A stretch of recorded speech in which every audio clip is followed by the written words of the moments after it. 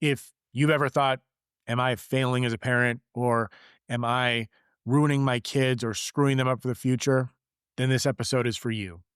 My family has been going through a series of transitions, which feels like forever, but for roughly the last year, we've been going through a lot of transitions, with the most recent being the birth of my third son, which has been amazing. Everyone's very excited that he's here, but my second born has been having a real tough time with this transition, and we've seen the difference in his behavior. Today, we're going to go ahead and unpack not only what's going on with your children, or why transitions can be extremely hard for them and can cause these big behavioral changes, but also what's going on with you. What's happening with you during these transitions? What's going on with you when your child is changing their behavior, and how you respond can either help the situation or can actually make it worse.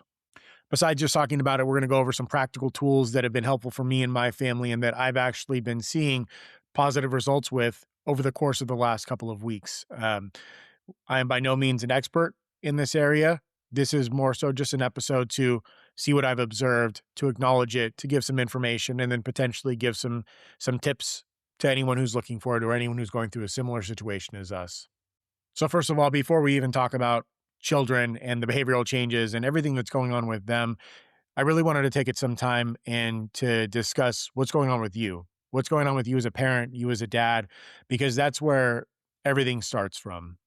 Your child is going to grow, and they're going to go through transitions in their lives. And even the most perfect child goes through times where they're a little shit. They have temper tantrums. They throw stuff. They say no. They're going to do stuff that is quote unquote bad, or they're going to misbehave. Any of those things. Those are going to happen. I don't care what your child is like or how you think you're raising them. Every single child in the history of the world has done some fucked up shit. And guess what? You probably did too when you were a kid. Maybe you got away with it. Maybe you didn't. So that's not going to change. We can't change the fact that those things are happening. But one of the things that we can acknowledge is the fact that we also have emotions when it comes to the way that our children are behaving. We also feel certain things, and they make us feel these things. And when we have those feelings, if we're not aware of them, or if we're not regulating them, we can take a bad situation and make it an even shittier situation. I know for me, some of the things that run through my head are, am I failing as a father? Is my son going to be a little jerk forever? Am I ruining my kids? Are they going to be serial killers? These are all things that run through my head. And because of that, those emotions that come up in me, they push the secondary emotion of anger, of anxiety, of stress, of fear, and all these things that can make me have a much shorter fuse and lead with those emotions, as opposed to leading with care, concern, compassion, understanding, the things that my child probably really wants, especially in a time of transition. And is it my kid's fault that I feel all those things? Absolutely not. My kid is just being a kid. I may be saying it very flippantly right now. It's not their fault. I struggle with it. In the moment when my kid does something bad, or says no, or throws, his plate halfway across the room, I'm not sitting there thinking like, oh, my kid is looking for compassion and care. I'm thinking like, what the fuck? Did I do something wrong? Am I screwing my kids up? And then automatically I go into authoritative mode. Now that's just me. It's not going to be for everyone, but me, it's more of authoritative, strict, harsh, abrasive.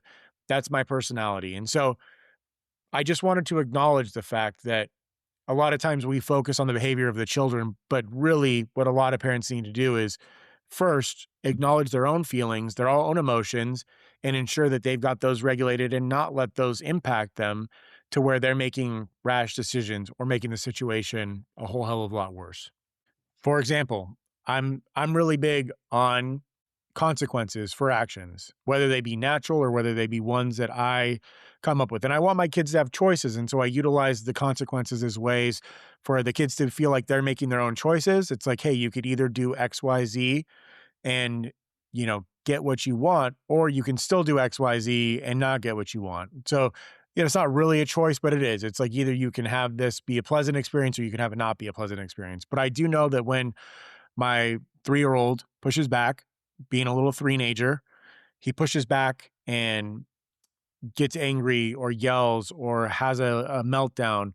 I know that a lot of times that will instigate these emotions in me, and my consequences become more swift and they become more unreasonable. Like instead of saying like, you're not going to get dessert tonight if you don't do this, it's like, you're not getting dessert for a month and I'm taking away all of your toys and I'm going to pop the balloons that we gave you. Like sometimes really mean. And that's hard to say because I don't want to be mean to my kids and I don't follow through on a lot of them, but it would be lying if I didn't say that these thoughts didn't come into my head of harsher punishments and being authoritarian and a dictator in this environment. And I'm not saying that you need to go completely lax. That's not what I'm saying. Still being firm, but understanding that your emotions and your feelings are going to dictate how you interact with your kids and can have adverse effects and make things worse. And that's why I wanted to talk about this first, because before we talk about our kids' behavior, we have to be honest with what's happening in our nervous systems, our stories, our shames, our triggers, the things that are happening within us, because our kids are looking to us to be that stable leader in their lives. And if we're letting our emotions go wild because of the things that they're doing, it's not going to be good for anyone. So I wanted to have that honest conversation, things I struggle with. I'm not saying this as like, oh, let's go. It's super easy. Go forth and don't be pissed off at your kids and don't let your emotions get in the way of what you're doing or how you're parenting them. It's going to happen. It's just something to be aware of. A lot of people go through life. I was one of them that was just completely ignorant to the fact that my emotional state or how I act or do any of that stuff has an impact on other people. And so I'm just trying to be more cognizant of that as I'm going forward with my life as a parent. Now we can get into some of the meat and potatoes of what's going on with our kids. And like I said, this episode is more so along the lines of behavioral transitions, behavioral changes that you see in your kid, temper tantrums or clinginess or anything like that that happens during times of transition, which, let's be honest, life is all transition. So for us, we moved, we sold our house, we had a new baby come into the mix. My 3-year-old started at a new school. He got rid of his pacifier. At nighttime, he was still had his pacifier in his crib when he was like 2.5. So we got rid of the pacifier at nighttime and all times now, actually. And he was potty trained. Like these are all big life changes that come on, especially the move and especially starting a new school and having a third child come. You're not the baby anymore. Even though I tell him he's still my baby, he's not the baby of the family anymore. And mom and dad have to spend a lot of attention, a lot of time, and a lot of attention to the new baby. Now in our household, we've had times of transitions. Like I said, life is transition, life is change. Kids are always going to feel this. But for us personally, we've had 2 completely different kids that have gone through different transitions that have responded completely different.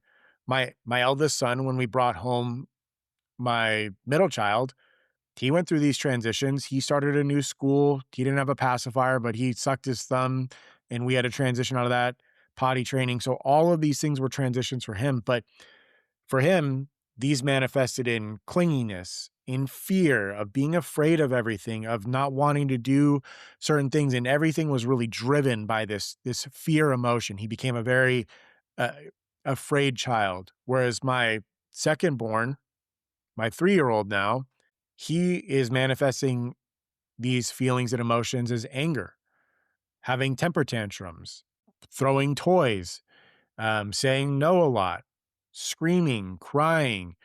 All of these things are the way that these emotions are coming out in him. And I'd like to clarify that my kid is not always having temper tantrums. It's when he's home with us, when he feels comfortable at nighttime, when he's tired, where he's been at school all day, he's been good at school all day, he comes home and he's just letting his guard down and he can't really keep it all together anymore. That's when we're having it. But for him, it's anger, which is not great for me because I respond with anger as well. We're both angry little a-holes and we really feed on each other sometimes. So it's going to look different for everyone. When you inevitably come to a transition with your children in some way, shape, or form, and their behavior starts to change, it could manifest as fear or anxiety or anger. And just know that even though the symptoms may look different, a lot of times the root cause is the same. And being angry and being fearful doesn't necessarily mean that your kid is trying to be a bad kid, or that they're defiant, or that they're trying to rule the roost, or that they're just trying to give you the middle finger. A lot of times it's this feeling of instability, of being afraid, of being uh, dysregulated with how you're feeling emotionally. Having the new baby, do mom and dad still love me? It's this idea that they're not stable anymore, that they're not safe. And so that's your job as a parent to kind of help identify that. The brain is asking, is it safe? Who gets me? Do I still matter? Why are these things happening? My world is turning upside down. And you may think that it's dumb, but in the mind of a child, everything is big, everything is new. And so they think, I'm not getting a pacifier anymore. Is it because mom and dad hate me? Or like, am I ever going to be able to sleep again or feel comfort again without the pacifier? The world feels like it's ending. And when their mind does this and they go into this, their body goes into flight or fight.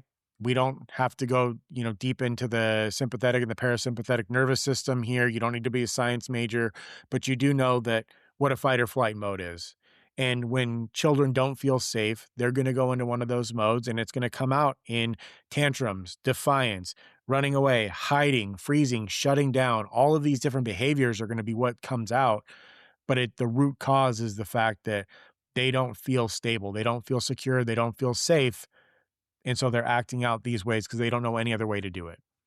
And part of this is because they don't know how to self-regulate. And I know a lot of people hear this and they'll think new age psychology and it's too soft and all that stuff. But I know plenty of adults who don't know how to fucking self-regulate. And sometimes we as adults, especially authoritative adults or people who don't subscribe to gentle parenting, put a super high expectation on children to be able to do things mentally that I have seen plenty of adults who don't know how to do. Plenty of friends, plenty of family members who don't know how to self-regulate their own emotions or what they're saying. Shit, I'm someone who doesn't know how to always self-regulate my own emotions, my own feelings. It's like we just talked about at the beginning of this episode. We have to be able to self-regulate our own emotions so that way we don't pull our own shit into what our kids are going through and make things worse. But kids do look to us to learn. And this is one area where we can help them regulate. When they're having these big emotions, these big feelings, these temper tantrums, or being dysregulated, they look to us. Even if they don't really say that, or even if it doesn't help right, there's no cure all. If a kid's having a temper tantrum, it's not like you're calm and they're going to calm down right away. But they do look to us. They look to us to see how we respond, to see if I act this way, am I going to get the reaction out of my dad that I want? Am I going to get the attention? Or is dad going to be a calm, soothing presence? And even when I act like this, does dad still love me? Does mom still love me? Does my family still care about me, even if I act out like this? You don't have to give in to all of their whims. This is something that I sometimes struggle with. Sometimes I'm just like, all right, just give him what he wants so that we can get him to stop crying. I can calm him down. Then we can parent from there. You don't have to do that. You can still be firm in your boundaries, logical, say no, but do it in a calm, soothing, and as calm as you can voice to where they know like they can't do that. But at the same time, you're not freaking out. You're not playing into their emotions. You're not adding fuel to the fire of the emotions that they're already feeling. It tells their nervous system that everything's okay. If you've ever been in the car, if I can remember when I was in a car when I was younger with my dad in a snowstorm and my brother, and we were scared because it was a big snow. So it was like a whiteout snowstorm and we were up on a hill and my dad had to turn around and it was a cliff on one side and we couldn't get up the hill. And I was freaking out and my brother was freaking out. And I could only imagine how we would have been if my dad was freaking out. We would have been scared shitless and it would have made the whole situation worse. But my dad was calm, told us everything was okay, said that we were going to be fine. And he did. He pulled it off, even though there probably was some danger to where we were at. It wasn't the safest environment. He remained calm and didn't freak out, and that helped us stay relatively calm. And the same thing can be said in these situations where your kid is having these wild emotions. If you play into it and you freak out, you're just going to feed that fire and your kids gonna be like, everything's not okay. I'm not okay. My dad's not okay. My mom's not okay. And it's just going to make everything explode. You're going to go from a little contained fire in a fireplace to just, a massive explosion wildfire that's going to burn everything down. So make sure you're aware of that. Be aware that new environments, new routines, anything that's new or different for your child can put them in a little bit of a tizzy. And you as the parent can either help to pour some water on the fire or you can pour gasoline on it. Now I know what you're thinking. What do I do in these situations? How can I remain calm? I'm still staying calm and my kid's still freaking out. There's all these transitions. What am I supposed to do? How am I supposed to handle this? And I've got a couple of practical advice things that I think will be helpful. They've been helpful to me. Not that they've changed everything. It's been a month and a half since the new baby came home, and my 3-year-old still has some temper tantrums, still having trouble going to sleep at night, still having trouble getting in bed and being quiet and going to sleep, but it has gotten hundreds of times better. There's not as many knockout, drag out temper tantrums. When he does have a temper tantrum, he seems to calm down quicker. And I think a lot of it is because some of these practical things that we're implementing, along with me trying to be more calm, loving, and just leading with, I love you and I care about you, as opposed to just like, these are the consequences, be quiet, you need to go to bed. All of those things definitely have helped out. So here are some of the practical things that we've been implementing and that I think could be helpful. One is predictability and preparation, right? There's a reason why a lot of kids like to be in some sort of schedule. And I know there's a lot of parents out there that are like, nope, my kid, we just the kid will revolve around what we're doing. We don't need to have a schedule. If they have a schedule and we're too rigid in that, they're going to grow up needing that. And no shit. We all kind of do better when we have some sort of rigid outline of what we're going to be doing. I'm someone who struggles with, I thought that I liked to go with the flow and have options and not really like define this, but I'm someone who actually works much better in some sort of loosely structured environment to where I know the route to go, where to do, like what to do. If I get lost, I can find my footing on something that's structured and then get back into whatever I'm doing. Kids are the same way, even more so. Kids need routines. When I say they need them, it doesn't mean that they're going to die if they don't have a routine. You always hear this from the older generations, like, well, we did this and you were fine. It's like, yeah, we were fine, like in terms of we survived, but I've got a little bit of a higher expectation in terms of the way I'm taking care of my kids and just like they didn't die. Some of those things can be routines around bedtime or school pickups or morning routines when you're going to school. Those are things that can be helpful. Bedtime routine, you eat dinner, you take a bath, then you get out, you get some time to play. We give you a warning, 10-minute warning. You get to keep on playing. We brush your teeth. We go in your room. We read a story. We do hugs. We get in bed, right? And you follow that routine to the best of your ability, not being too rigid, but also not being too flexible. And that will definitely help. I mean, it's helped us significantly. Our kids know what's coming next. And so when I say this is what's next, it's not a surprise to them. They know that even if they protest, it's still going to be the next thing. And so it's just this constant in their life as opposed to these changes. And I struggle with it. Don't get me wrong. My wife tells me constantly that you're always changing routines and doing this and that. It's like a good workout routine. You don't need to change up everything constantly. And actually, it can be detrimental if you're constantly changing and you're not getting that rhythm or that routine for your exercises because you're not building the right muscles. It's the same thing with kids. Get into a routine. Don't make it too rigid to where you don't have flexibility, but also don't constantly change it and try and mix stuff up to make things better. That's where I struggle. I'm like, well, I could do this different or that different. Doesn't work. The advanced warnings also work quite a bit. This is something that I do constantly. You'll hear me at playgrounds and parents. I'm the only parent who does this, but I'll be like, all right, boys, 5-minute warning, 5-minute warning, and then we're going. 2-minute warning, then we're going. 1-minute warning, get your last little playing in, and then we're going. And it doesn't always work. There's still sometimes some protests, but it's been a lot better when I give those warnings and I give those timelines than when I don't do that at all. When there's no predictability, they are already starting to gear their mind towards the fact that they're going to have to leave eventually, as opposed to if you don't give them warnings and they just all of a sudden it's like, all right, pick up and leave. How would you feel if you were doing a task or something that you wanted to do. And then all of a sudden it was like, okay, put your shit down and let's go. And no one gave you a warning on it. Like you wouldn't like that. And so we should be giving our kids the same thing. Another number two on the practical tips that you can do is connection before correction. And this is also something where I struggle with. I struggle with a lot of things, if you guys can't tell. Uh, Trying to connect with them before starting to teach them stuff is sometimes difficult for me because I don't want to forget what I'm trying to teach them. But when they're hyped up, all jazzed, and they're screaming their head off, or they're hurt and they're crying, whatever it is, you can't in that moment teach them stuff. They're not going to like learn whatever you're trying to teach them while they're in this heightened state of emotionalness. You need to make sure that you connect with them first. Like, hey, bud, this is a big change. I hear that you're not happy about it or that you're upset and your dad still loves you. Give them a hug, calm them down, calm down their nervous system. And then after you've gotten them calmed down, you can have this conversation with them after. Now, I will say it's easier with older kids because you can actually come back to what the event was and they'll figure it out. But it does work with little kids. Just it's harder because they're kind of like that dog and Up where they're just like, oh, yep, squirrel, squirrel.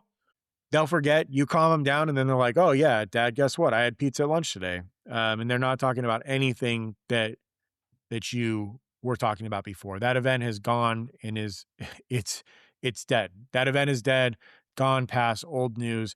So it is harder with younger kids, but that connection before correction, it does help. And it is very difficult, especially if there's something that's emotionally charged for you and you're having a hard time staying calm.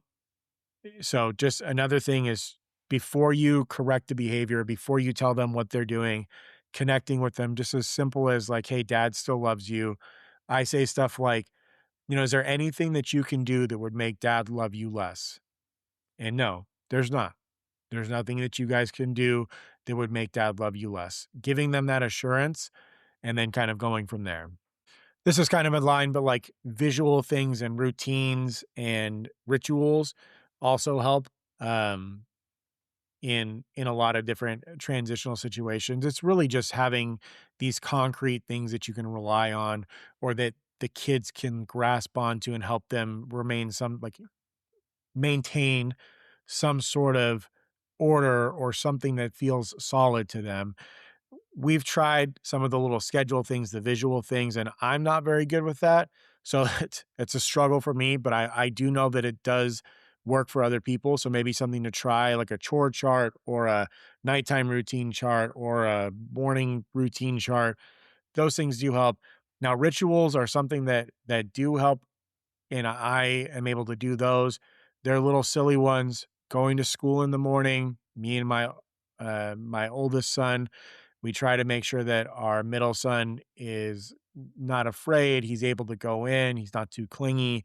So we try to play with them. Right now, the ritual is they get in the front seat, the car's off, and I close the door and I push the car back and forth so it feels like they're driving and they pretend like they're driving with the steering wheel. Then we go inside and I joke with my youngest about like, oh, where's your class? You need to tell me where your class is. Is it in here? And I'll go to the trash can. Is this your class today? Or is it underneath the table? Or is it underneath here? These are just little rituals that we have, little games we play. And it's not anything groundbreaking, but it does help put him in like a good mood. He is laughing and it kind of breaks him out of this, like, I'm going to school and it's going to be terrible and I'm dreading it. It's more like, oh, this is fun. Dad's playing with me. And I'm also connecting with him during that time as well. And this is the last one is just slowing down and then lowering expectations for some things. When your kid's going through a transition, and I've noticed this, and I do think that actually one of the biggest causes of temper tantrums or disconnection or dysregulation, a lot of time it's time. It's just the time. You're so busy. You've got so much shit to do as a parent. You got to get to work. You got to drop off another kid. You got baseball practice. I feel it now. We've got three of them. Only one of them is really in sports, but God help us when they're all three in sports because we're just going to be running around everywhere. But I do notice that like if I'm in a rush and I'm rushing my kids to do stuff, they feel that. Again, back to I am making the impact on my children how I feel. If I'm not in a rush or if I give us plenty of time, it's calmer, it's easier. I can give hugs, I can play these little games, I can do the rituals because I'm not in such a rush. So slowing down is definitely something that I can see. Not being in a rush, making sure you give yourself plenty of time for that connection. These are things that have helped me, and I've seen this in my eldest, in my middle child, and I'm sure I'll see it in my third born as well, is slowing down and giving them time so they don't feel like they're a burden. Also, so they don't feel like they're a burden to you and that you really do care about them and you want to be with them and giving them that connection. And then you lower the bar a little bit, right? Things are not going to be perfect. Anyone who is on Instagram and has a perfect house and perfect kids that are, my 5-year-old does the dishes and my 7-year-old mows the lawn and my 3-year-old sorts the laundry, like, the fuck out of here. Like, you got to lower the expectation somewhat. Not on everything, right? It's not like you need to lower the expectation on everything that you have, but knowing what battles to fight, picking and choosing what's really important to you and important to your child and important to your family. You need to pick those battles, fight those battles, but don't fight everything. Don't make everything a fight. Lower your expectations on certain things and let kids be kids. Now, what are some of the things that we get wrong as parents? And I specifically get wrong as a parent. Well, there's a lot of stuff that we do wrong, but these are some of the things that I've noticed, especially during these transitions with the children and their behavioral changes. We as parents, a lot of time, like to look at the symptoms as opposed to looking at the root cause. We see hitting, we see whining, we see temper tantrums, we see clinginess, and we go straight to punishment, panic without asking ourselves, like, why is my child acting this way? Is it because they've all of a sudden just become this little demon hellspawn that wants to be a dick to everyone? Or is it because there's something else going on?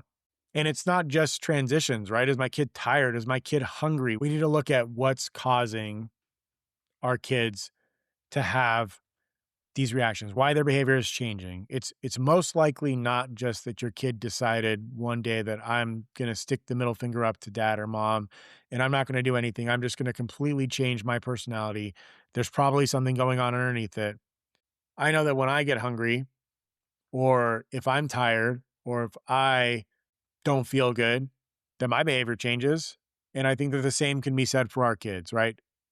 Our kids are little human beings, not always fully formed yet, and they still need our guidance, but they are little people. They have emotions. They get hungry. They get tired. They go through these transitions. And I think sometimes looking at it through the perspective of how would I feel if I was in this type of situation can help us just have some empathy. Even if we still need to teach our kids or give them lessons or hold boundaries, having a little bit more empathy for them in these situations. And also, so that way you don't feel like, oh, I'm completely fucking up because my kid isn't listening to me now. It's like, no, this is normal. Any human being would go through this, and my kid just doesn't have that regulation yet. And it's my job to help guide them through this. Parents also take things personally, and I do this.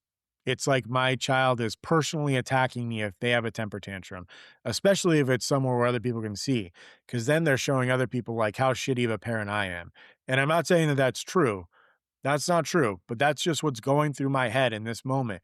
My kid has a temper tantrum, and I'm like, everyone's going to see that I suck as a dad, or I don't have enough discipline, or whatever it is. And it makes me angry. And then I respond in kind with my kid, bigger consequences or rough voice. And then my kids respond in kind back with that elevation in emotion. And so that's just something that we need to be consistent with or be conscious of with our kids is that if we take things personally, we're going to make it worse. Something else that I struggle with is being inconsistent. Now, part of this is I've got ADHD and I'm just all over the place constantly. I'm sure if you listen to this podcast, you can tell that I'm scatterbrained. But one thing that I need to work on is being consistent. Giving my kids boundaries one day and then changing the boundary the next day and then putting it back into place the other day. Like my kid's not going to know what the fuck's going on.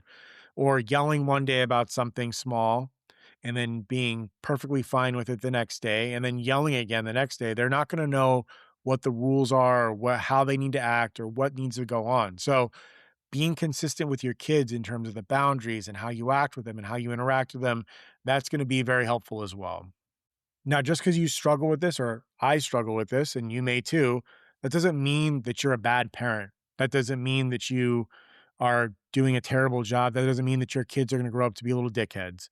It just, a lot of times, we're dysregulated adults who trying to help guide dysregulated children.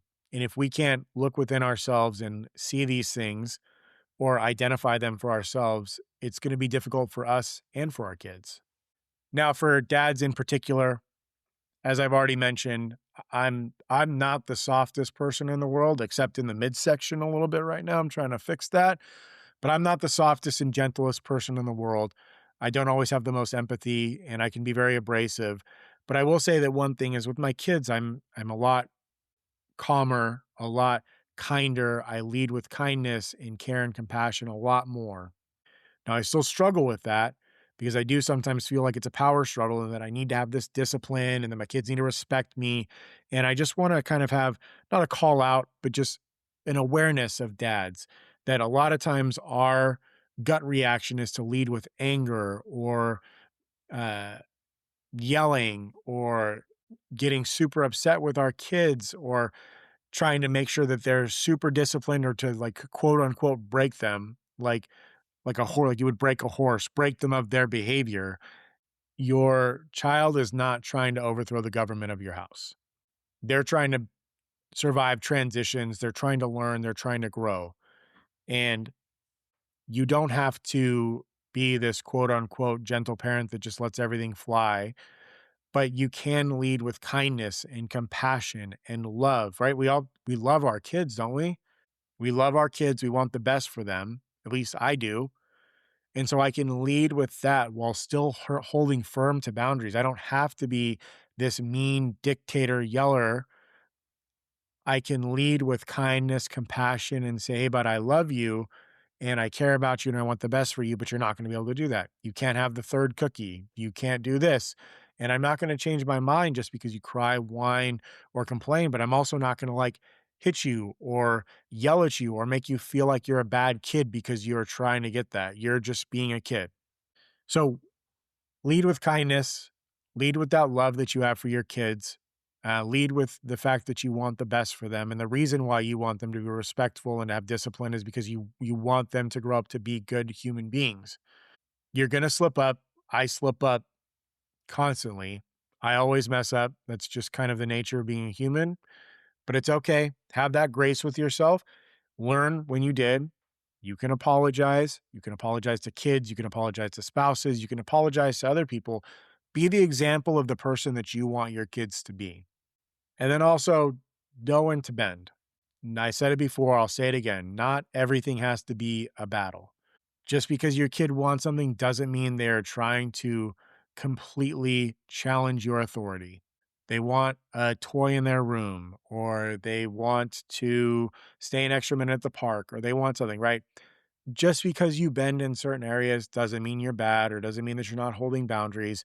You need to learn when to be flexible and when to be firm, and what that's going to look like is different for every family depending on what their values or what they're trying to implement with their kids is going to be. But just make sure that you're not dying on every single hill, because guess what? You're going to die on that hill eventually. Being a pillar and being a stable masculine force in your kid's life doesn't mean that you need to be cold or angry or a dick or an asshole. That's not what being a dad means. Being a dad is being a calm, stable, loving presence that holds discipline, exudes strength through love and compassion. And there's a lot of ways that you can express being the dad, being a man, being masculine, that don't mean that you need to be this tyrant. So if you're in the same situation I'm in, where your kids are going through transitions, which you probably are, like I said, life is transition.